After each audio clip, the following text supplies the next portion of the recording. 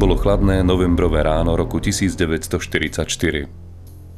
Do dediny Vysoká nad Uhom na Zemplíne vstúpili vojská Červenej armády. V prvej línii boli tí, ktorí nemali čo stratiť, okrem vlastných životov.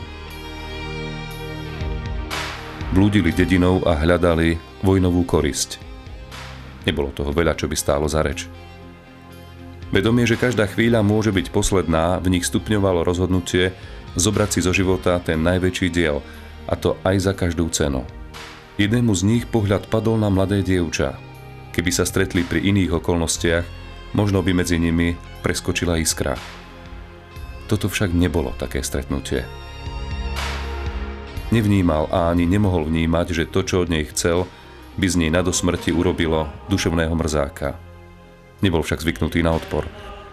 Pod hrozbou smrti sa doteraz podvolila každá, teda z tých, ktoré prežili. V jednej chvíli sa stretlo dobro a zlo v tej najkoncentrovanejšej podobe. Nemohlo sa to skončiť inak.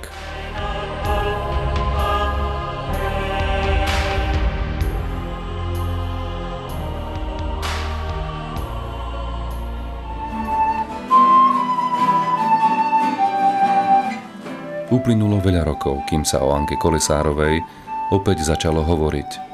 Jej príklad oslovil mnohých mladých ľudí, ktorí sa začali stretávať vo Vysokej nad Uhom a vytvorili spoločenstvo aj v Univerzitnom pastoračnom centre v Košiciach. Ankina obeť nebola zbytočná. Ja som do Vysokej nad Uhom prišla asi pred rokom a pol.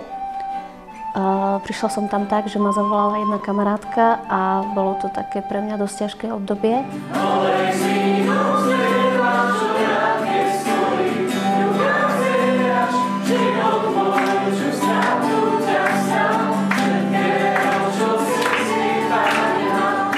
Takže som sa chytala poslednej slámky a zažila som tam uzdravenie.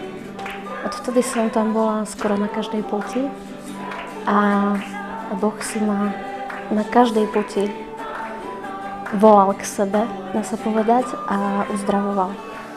Ďakujem ti, že žiadna rána taká tvojmu krížu nezostane otvorená.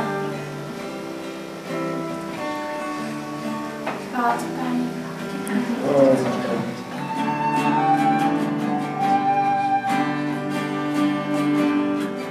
Takisto som tam videl množstvo ľudí a množstvo uzdravení, ktoré boli veľmi silné. Veľa silných svedectiev, ktoré hovorili o úžasných ľudských životoch, o tom, ako sa zmenili.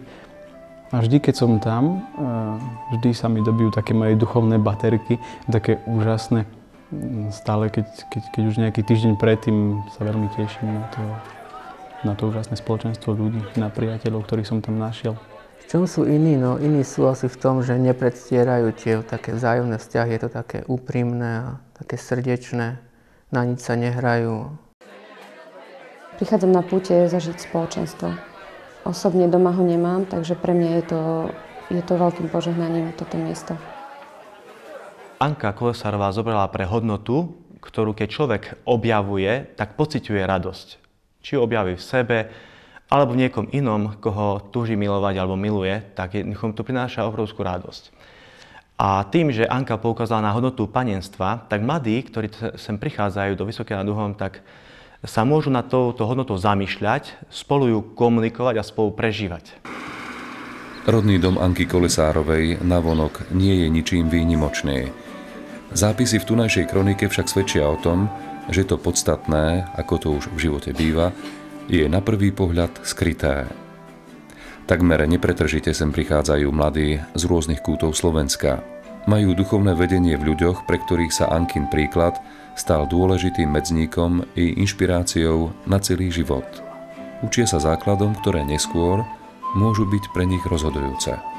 Spoznávajú základné pravdy o tom, že bez úcty a dôvery nemôže byť láska. Každý z nich je dôkazom, že ideály, pre ktoré sa oplatí položiť život, sú stále aktuálne.